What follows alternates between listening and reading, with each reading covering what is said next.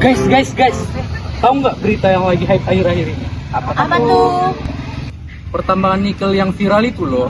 Oh, yang Raja Ampat. Iya lagi. Yang saudara, polemik kerusakan lingkungan akibat aktivitas tambang di Raja Ampat terus bergulir. Publik ini menanti langkah selanjutnya dari pemerintah yang dinilai belum menjadi langkah konkret dalam menjawab isu ini. Sementara masyarakat sekitar terus merasakan dampaknya.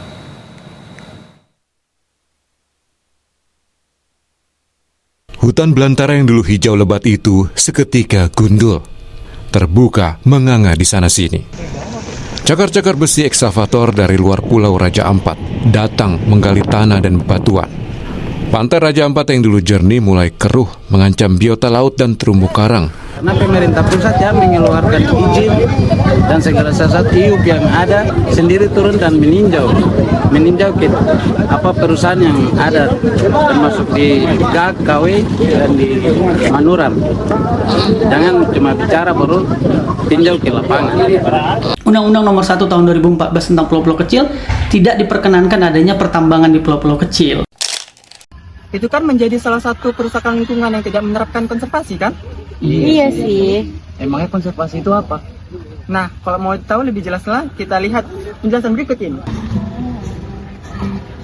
Konservasi merupakan upaya perlindungan pemanfaatan sumber daya alam yang dimana konservasi itu sendiri merupakan suatu perlindungan yang dibuat oleh pemerintah dengan tujuan untuk mengelola sumber daya alam secara berkelanjutan, yang dimana konservasi itu sendiri diatur oleh Undang-Undang Nomor 34 Tahun 2024 tentang konservasi lingkungan atau sumber daya alam.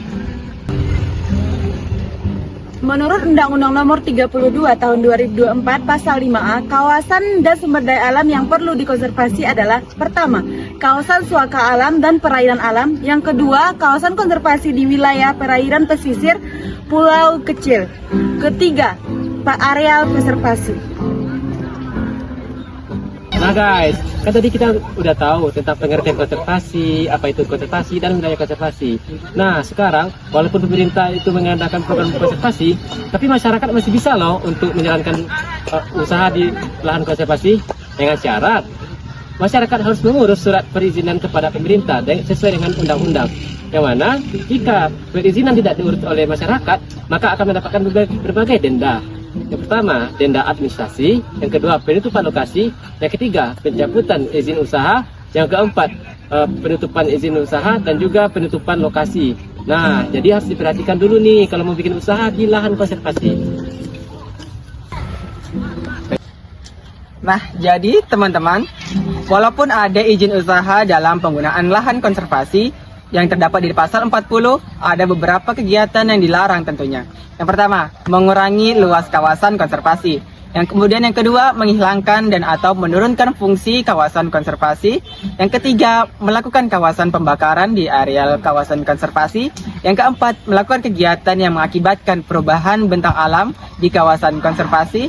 Yang kelima, melakukan kegiatan yang tidak sesuai dengan fungsi konservasi. Dan yang keenam, menambah satwa ataupun tumbuhan lain yang tidak asli dari kawasan konservasi.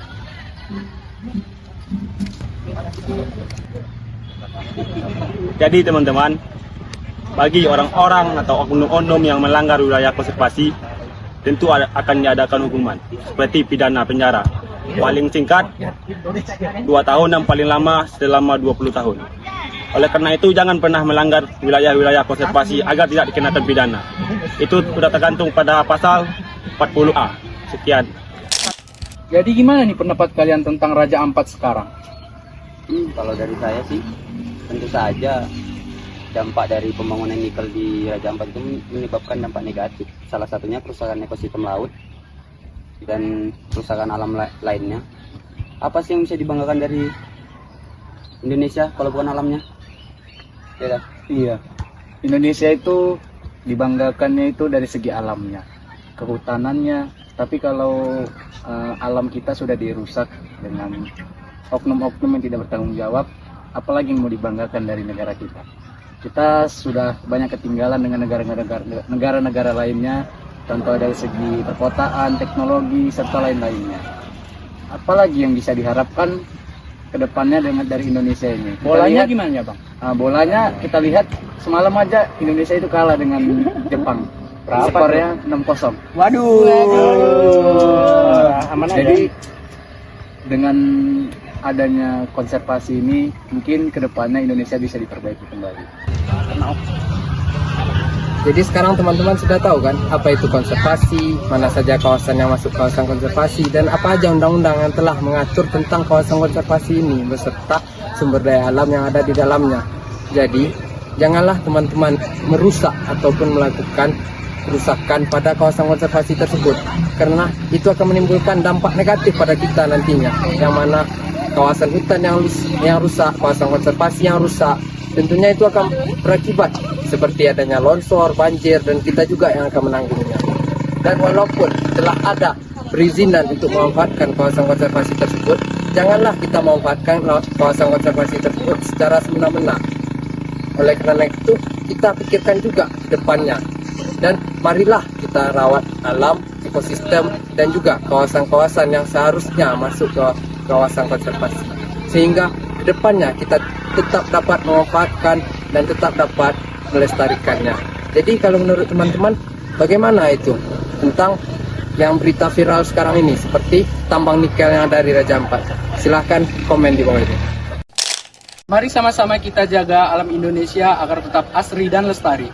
Jangan sampai keindahan alam ini hanya kita yang merasakan, anak cucu kita hanya mendapatkan cerita bagaimana indahnya alam Indonesia. Save Raja Ampat, salam lestari.